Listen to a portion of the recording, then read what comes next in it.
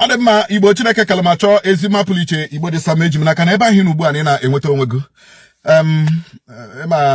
Enyebe m update ihe m gatara na police because ndị ba esi ijewe karam ịlọwa alawe karam so kam kara unu ihe m jetere na invitation ndị police nyere m. That was on Wednesday.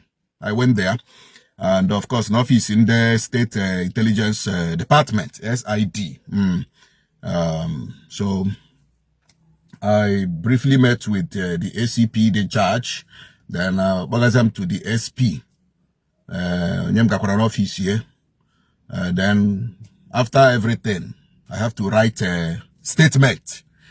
Get police who na Nonsonkwa mero. Has said that Nonsonkwa defamed the police, that Nonsonkwa misled or gave out misleading information about the police because of one viral video where the viral video has I would my own, I don't know, my own page. It was a viral video some other person blogged. A blogger blog, yeah, just to copy like 1 minute or 2 minutes.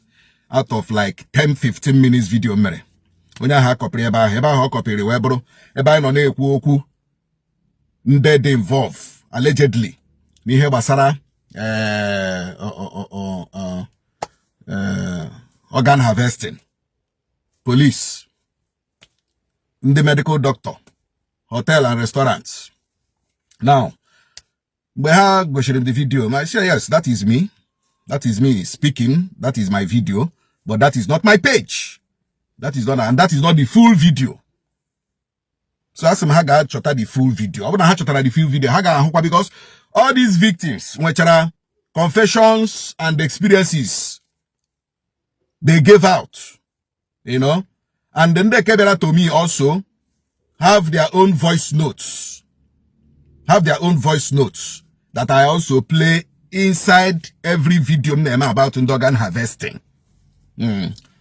So the problem, however, I'm pointing the police. I'm saying the police were part of the organ harvesting na Imo State. See, yes, because all we hear only experience the organ harvesting, only escape one of the victims. Sikuru, can you put through out there? There was this guy. In fact, it's a viral audio now. This guy, but from Naze, Police Junction there. Baya urona onye nyagaha according to the guy who onye police because eba all happen na checkpoint in the police ekele officer if they go ke afa na you know change pleasantries as police officers mere the guy ji kwere na onye bu ha na da boss imo burugide ha ruo n'ime ohia irete ebe adomporo ha wu onye police.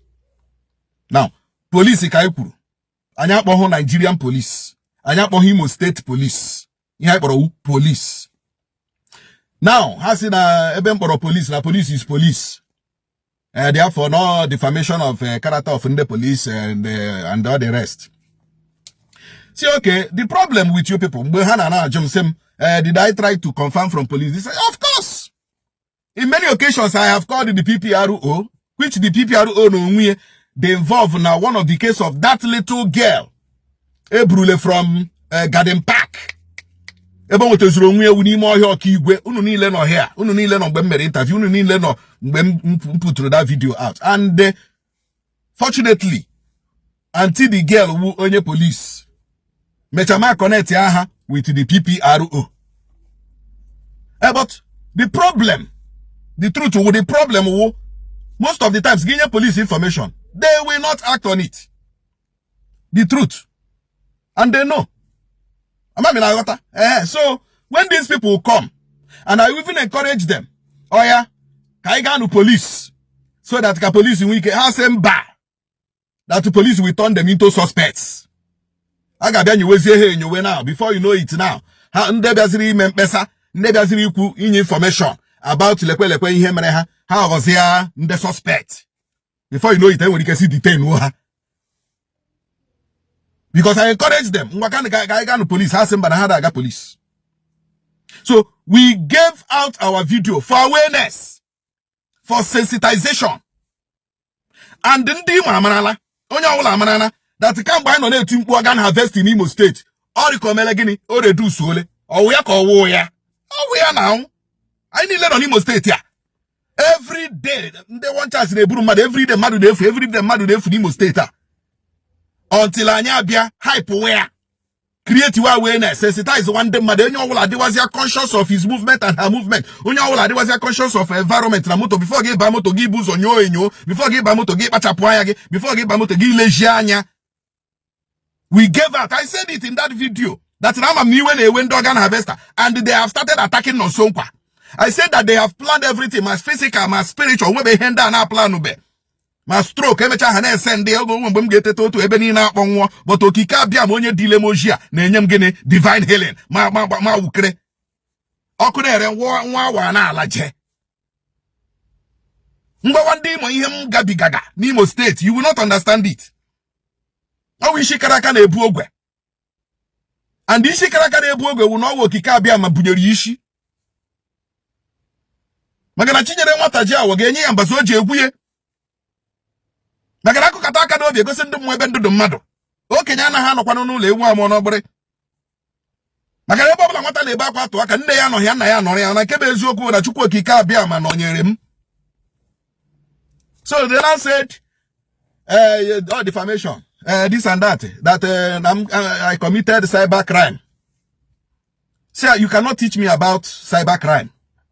You cannot teach me about the constitution of Nigeria as a journalist and activist. That I'm getting hand the police involved in organ harvesting. See, I'm one.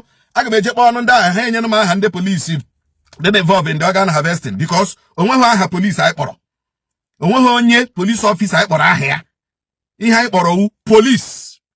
I'm getting even I'm getting the hotel mechakurabia. Now getting and the hotel eban iriano mother, this and that. Only nonga. One woman. She from either Ebu or Emekuku. Patient Tiano na FMC. Run into complication. Ya over the woman. I cannot one ya nurse. So ya bia na FMC bia nyeri aka. The woman national law di ebrabia. Potassium na fire service bazia moto. Nde burie na moto ebufeze FMC. Burie ebufeze even burie gawaza nwa rubi. Ebe nwanyi wotezuru onwe ewu n'ohia. Ihe zoro that woman mgbe o rituru. Mgbe that woman rituru. One man, according to the woman, onye adiko medical doctor. Abia kusate ya kana labs. Kusate ya kana labs na odirike ka chief na like. No odirike ka chief na. Is it not human eating? Is it not flesh eating? Or what we hear no mano? Amama what we hear no mano? So mgbe kusate ya ka nwanya aha according to ihe okuru. Ya si mgbe ahụ ya dịka onwere ebe ikikere ọzọ shiri bia na ahụ. Ya lewazi ọgụ. One prophet called onye gini dada pụtara no say ba hapụ onye anọ ọ nọ na nsọ ya. No na nsọ ya ọ ga-emebiri ha ihe. Ọ ihe mere that woman ji dị safe. Apart from ndị ọzọ ebukwe ya na ya ga-adị ahụ. Ọ ihe mere that woman ji dị safe. Eluba that woman n'ime ọhịa nwaanyị akrọgide pụtazia ya wụrụzia na police junction nwa Rubi nga ka nwaanyị nwetara onwe kpọwazia die kpọwazia family.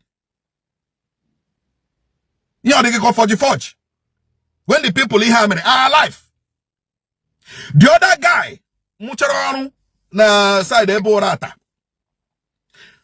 Boy, see, I have a tigal man. Boy, na phone. Quality or she has not a tigal man. Almako, a burie.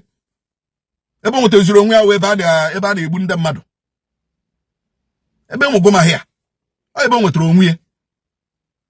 The guy say that one guy, the guy say every tili ladder. Ya ripo sia. No bro no gide nga chifo. Na ndị restaurant, na ndị hotel, ndị na-azụ anụ mmadụ, ha bịa nga lee ya anya ọ bụrụ na anụ ahịa dị mma na a ga-egbu ya. Na these things are on record now. Ọwụkwana ihe ọhụrụ, is it propaganda? Is it forgery? Chineke me the guy mechara bịa ozisa. Memekwe interview, kpọọ ya na phone. But probably to police, they don't believe that such things are happening in Imo. They don't believe because they were asking me who is bankrolling me. Who is sponsoring me? Mwanke kamado na sponsor. Mwanka kamado na sponsor. Igenye me gole. Who is sponsoring you? Who is bankrolling? Who onye di onye aho?